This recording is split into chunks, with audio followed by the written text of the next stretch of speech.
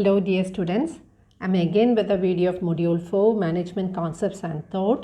This time I am going to discuss with you about communication, features of communication and different types of communication. So from the picture we can understand communication means transmitting any information from one person to another or transmitting a message from one person to another. Let's see the meaning and definition of communication. The word communication is derived from the Latin word communis. Communication എന്ന word derive ചെയ്തത് Latin word കമ്മ്യൂണിസിൽ നിന്നാണ്, which means common or to share.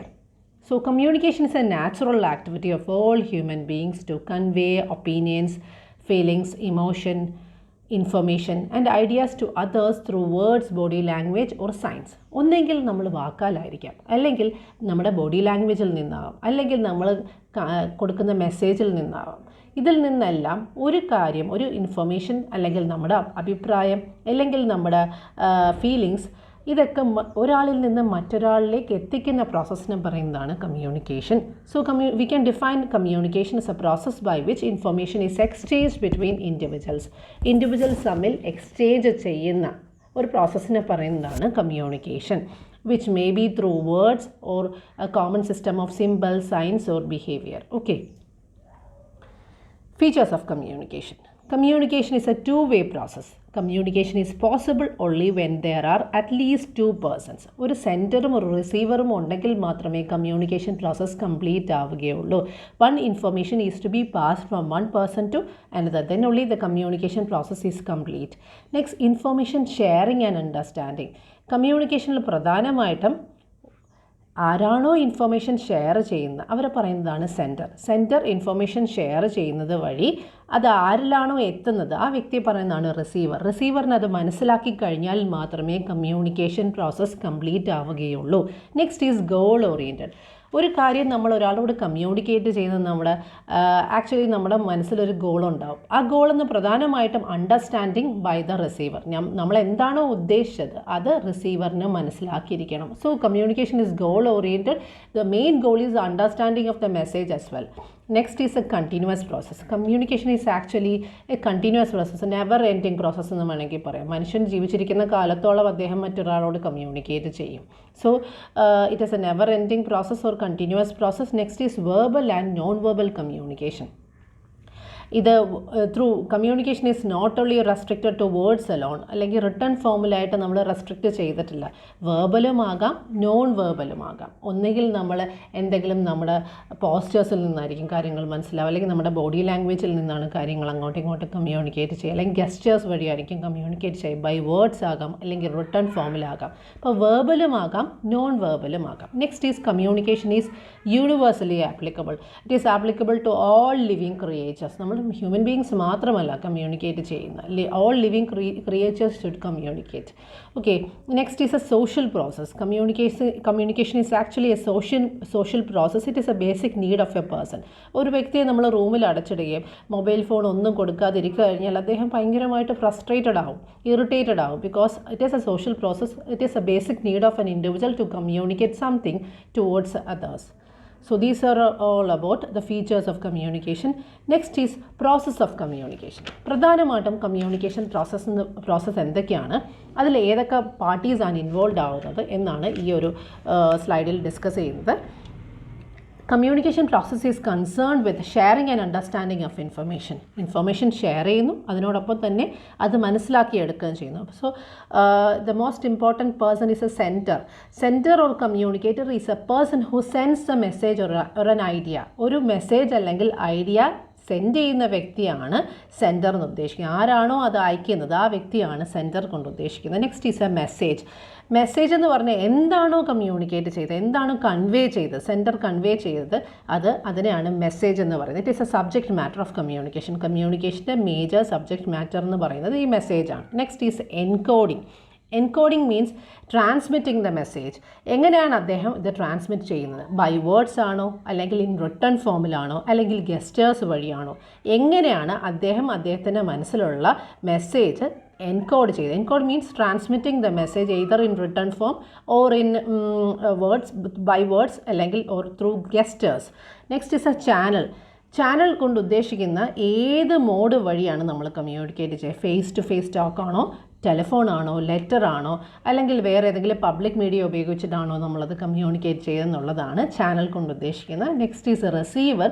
Receiver is a person who is suppose to receive the message. ആർക്കാണോ message കിട്ടുന്ന ആ വ്യക്തിയെ പറയുന്നതാണ് receiver. Next is a decoding. എങ്ങനെയാണ് ആ വ്യക്തി ഈ മെസ്സേജിനെ മനസ്സിലാക്കുന്നത്? അണ്ടർസ്റ്റാൻഡിങ് ദ മെസ്സേജ്, അതാണ് ഡീകോഡിങ് കൊണ്ട് ഉദ്ദേശിക്കുന്നത്. സെൻഡർ കൺവേ ചെയ്ത മെസ്സേജിന് എങ്ങനെയാണ് റിസീവർ ഡീകോഡ് ചെയ്തത്, അതായത് how he understand the message, അതാണ് decoding. Next is a feedback. Feedback means by after understanding the message how he responds to that message. ഒന്നെങ്കിൽ അതൊരു ബോഡി ഷേക്ക് ആകാം, അല്ലെങ്കിൽ ഒരു ഹെഡ് ഷേക്ക് ആകാം, അല്ലെങ്കിൽ തിരിച്ചു റെസ്പോണ്ട് ഒരു ലൈക്ക് ആകാം. ഇതൊക്കെയാണ് ഫീഡ്ബാക്ക്. ആ കമ്മ്യൂണിക്കേഷൻ അദ്ദേഹം മനസ്സിലാക്കിയ, ആ മെസ്സേജ് മനസ്സിലാക്കിയതിന് ശേഷം അദ്ദേഹത്തിൻ്റെ റെസ്പോൺസിനെയാണ് ഫീഡ്ബാക്ക്. ഫീഡ്ബാക്ക് വന്നതിന് ശേഷം മാത്രമേ കമ്മ്യൂണിക്കേഷൻ പ്രോസസ്സ് കംപ്ലീറ്റ് ആയി എന്ന് നമുക്ക് മനസ്സിലാക്കാനായിട്ട് പറ്റും. Suppose when we send any message through WhatsApp, അവിടെ നമുക്കൊരു ലൈക്ക് കിട്ടിയാൽ we can understand the other person received the message well. അത് communication process complete ആയി. So these are the process involved in the communication. Next is a different types of communication. ടെക്സ്റ്റിൽ നിങ്ങളുടെ K G സാറിൻ്റെ ടെക്സ്റ്റിൽ 4.23 communication in general can be categorized into 4 based on the number of parties involved. അത് actually സ്ലൈഡിൽ ഉൾപ്പെടുത്തിയിട്ടില്ല. അങ്ങനെ ഒരു ക്ലാസിഫിക്കേഷനും ഉണ്ട്. അതായത് communication based on the number of persons involve in communication can be categorised into 4 like intrapersonal communication, interpersonal communication, group communication and mass communication. അതായത് intrapersonal എന്ന് പറഞ്ഞാൽ one which comes in his mind. നമ്മൾ സ്വയം നമ്മളോട് സംസാരിക്കാറില്ലേ? നമ്മൾ എന്തെങ്കിലും കാര്യം ചെയ്ത ശേഷം അത് മോശമായിപ്പോയി, ചെയ്യണ്ടായിരുന്നു, അതൊക്കെ നമ്മളോട് സ്വയം സംസാരിക്കുന്നത്. അത് intrapersonal, one which comes in the mind of an individual. Next is interpersonal, when we communicate with others, friends towards a friends, അല്ലെങ്കിൽ നമ്മുടെ പേരൻസിനോട് അല്ലെങ്കിൽ നമ്മുടെ സിബ്ലിങ്സിനോട് സംസാരിക്കുന്ന എല്ലാം ഇൻ്റർപേഴ്സണൽ കമ്മ്യൂണിക്കേഷനാണ്. Next is a group communication, when we communicate a matter towards group of individual. കുറച്ച് ഗ്രൂപ്പ് ഓഫ് ആൾക്കാരിൽ മാത്രം കമ്മ്യൂണിക്കേറ്റ് ചെയ്യുന്നതിനാണ് group communication. Suppose a teacher communicate towards students, അതൊരു ഗ്രൂപ്പ് ഓഫ് സ്റ്റുഡൻസിന് മാത്രമാണ് കമ്മ്യൂണിക്കേറ്റ് ചെയ്യുക. ഡിപ്പാർട്ട്മെൻറ്റ് മീറ്റിംഗ്സിൽ ബോസ് കാര്യങ്ങൾ അറിയിക്കുന്നത് അല്ലെങ്കിൽ സുപ്പീരിയർ സബോർഡിനേറ്റ്സിന് കാര്യങ്ങൾ അറിയിക്കുന്നത് ഗ്രൂപ്പ് കമ്മ്യൂണിക്കേഷനാണ്. So mass communication something different from group communication. Mass communication means communication through television അല്ലെങ്കിൽ ന്യൂസ് പേപ്പർ വഴിയുള്ള കമ്മ്യൂണിക്കേഷൻ. ഇതാണ് മാസ് കമ്മ്യൂണിക്കേഷൻ. ഒരു കമ്പനിയുടെ ഇനാഗുറേഷൻ അല്ലെങ്കിൽ ഒരു ഷോപ്പിൻ്റെ ഇനാഗുറേഷൻ, അതൊരു മാസ് കമ്മ്യൂണിക്കേഷനാണ്. So based on the number of persons involve in communication can be categorised into 4 intrapersonal, interpersonal, group communication and mass communication. In general communication can be categorized into 4 like verbal communication, non-verbal communication or gestural communication, internal communication and external communication. In general നമുക്ക് 4 ആയിട്ട് categorise ചെയ്യാം. അതിൽ ഈ sub classifications വരുന്നുണ്ട്. So first classification is A verbal communication. എന്താണ് verbal communication കൊണ്ട് ഉദ്ദേശിക്കുന്നത്? Transmission of ideas or meanings from one person to another through written or spoken words is known as verbal communication. ഒന്നെങ്കിൽ written ആവാം, ഇല്ലെങ്കിൽ spoken words വഴിയാവാം. ഒരാളോട് മറ്റൊരാളോട് കാര്യം പറയുന്നത് വഴി കമ്മ്യൂണിക്കേറ്റ് ചെയ്യുന്നതിനാണ് വേർബൽ കമ്മ്യൂണിക്കേഷൻ കൊണ്ട് ഉദ്ദേശിക്കുന്നത്. Verbal communication can B again categorised into written communication and oral communication. Written communication വളരെ സിമ്പിളാണ്. Transmission of any message in writing, which means writing of reports അല്ലെങ്കിൽ transmitting the same to circulate ചെയ്ത ഒരു കാര്യം നമ്മൾ എഴുതി തയ്യാറാക്കിയ ശേഷം നോട്ടീസ് സർക്കുലേറ്റ് ചെയ്യുക, മാനുവൽസ് തയ്യാറാക്കുക, ഡയഗ്രമാറ്റിക് റെപ്രസെൻറ്റേഷൻ, പിക്ചേഴ്സ് വഴി കമ്മ്യൂണിക്കേറ്റ് ചെയ്യുക. നമ്മൾ ചില ഹോസ്പിറ്റൽസിലൊക്കെ ചെല്ലുമ്പോൾ സൈലൻസിൻ്റെ അല്ലെങ്കിൽ മൊബൈൽ സ്വിച്ച് ഓഫ് ചെയ്യുക എന്നുള്ളതിൻ്റെ പിക്ചേഴ്സ് വഴി നമുക്ക് എന്ത് ചെയ്യാൻ പറ്റും? കമ്മ്യൂണിക്കേഷൻ പോസിബിൾ ആണ്. So these are all about written communication. Written communication അതിൻ്റേതായ അഡ്വാൻറ്റേജും ഉണ്ട്, ഡിസഡ്വാൻറ്റേജും ഉണ്ട്. റിട്ടൺ കമ്മ്യൂണിക്കേഷൻ്റെ പ്രധാനപ്പെട്ട അഡ്വാൻറ്റേജ് എന്ന് പറഞ്ഞു കഴിഞ്ഞാൽ ലീഗൽ ഡോക്യുമെൻ്റ് ആണെന്ന് വേണമെങ്കിൽ പറയാം. പിന്നെ uniformity information, same information is to be communicated to others.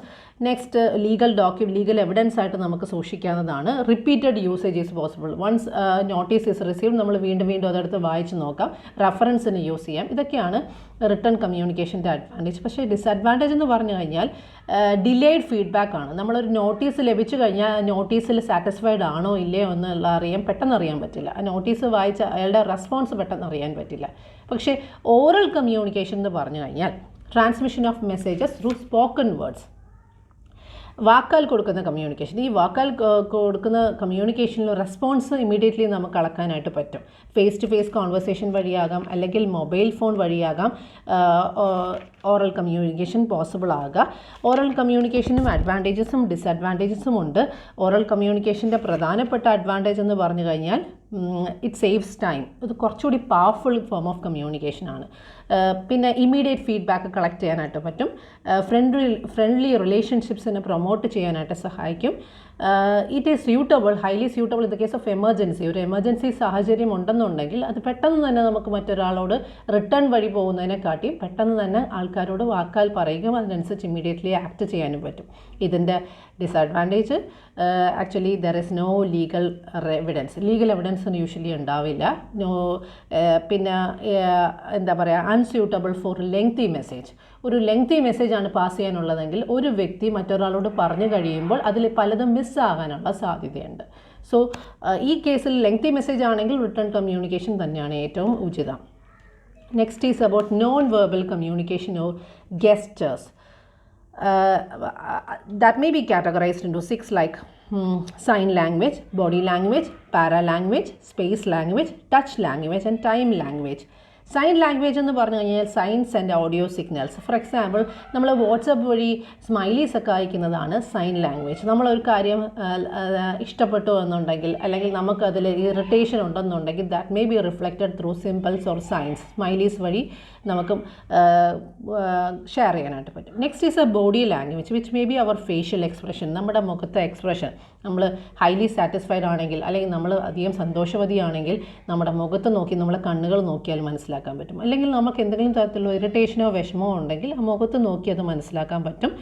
പ്രധാനമായിട്ടും കണ്ണിൽ നോക്കി മനസ്സിലാക്കാനായിട്ട് പറ്റും. Next is a gestures are when we use to do it while conducting exams conduct ചെയ്യുന്ന സമയത്ത് നമ്മൾ കൈകൾ യൂസ് ചെയ്ത് ഓരോ സിമ്പിൾസ് ഒക്കെ കാണിക്കാറില്ലേ, 1 2 3, അല്ലെങ്കിൽ ഒരു കാര്യം അറിയില്ല കണ്ണ് ചിമ്മി കാണിക്കാറില്ലേ. ഇതൊക്കെയാണ് gestures is another form of communication. Next is postures എന്ന് പറഞ്ഞു കഴിഞ്ഞാൽ ഒരാളുടെ പോസ്റ്റർ എങ്ങനെയാണ്. ഇപ്പോൾ ഒരാളുടെ പോസ്റ്റർ നോക്കി നമുക്ക് മനസ്സിലാക്കാം ഹി ഈസ് ഇൻ ഫിയർ, അല്ലെങ്കിൽ അദ്ദേഹം അഗ്രസീവാണ്, അല്ലെങ്കിൽ ആങ്സൈറ്റി ഉണ്ടെന്നുള്ളത് അദ്ദേഹത്തിൻ്റെ പോസ്റ്ററിൽ നിന്ന് മനസ്സിലാക്കാനായിട്ട് പറ്റും.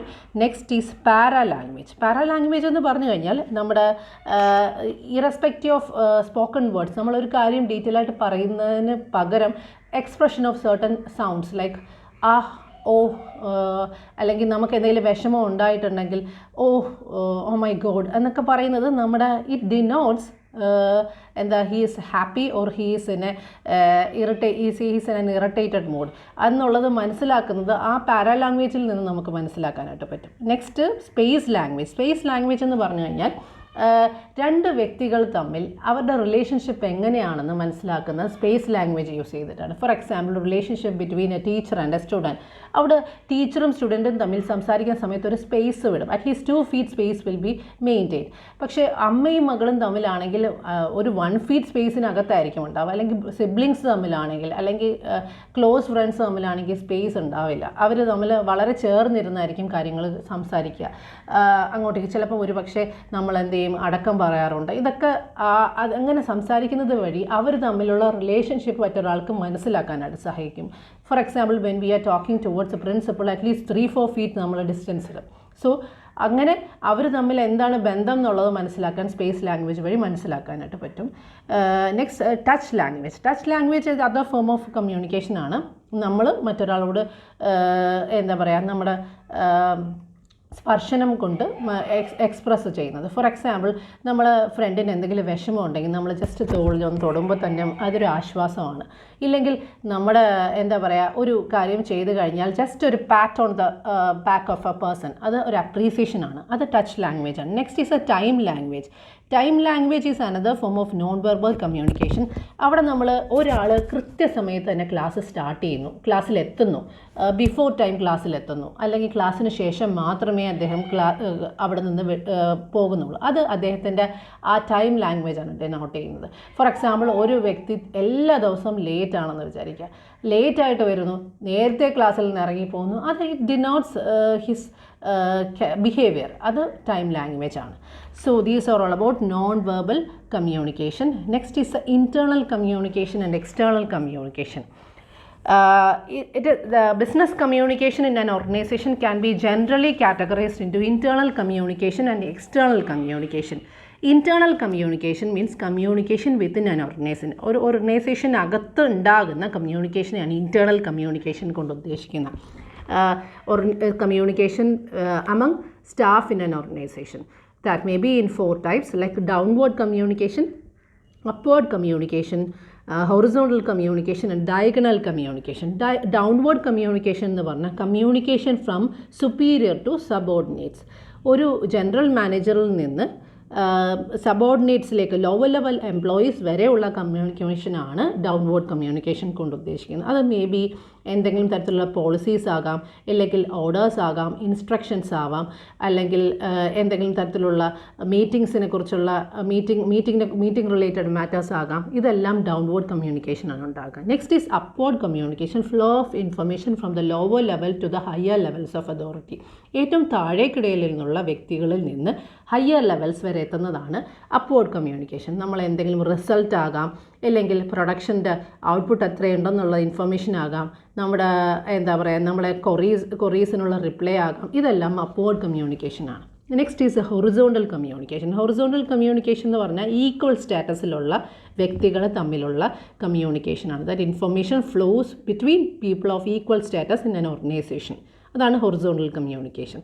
General manager communicates towards a production manager, he communicates towards a finance manager. Equal statusലുള്ള വ്യക്തികൾ തമ്മിലുള്ള കമ്മ്യൂണിക്കേഷനാണ്. Next is diagonal communication, irrespective of status.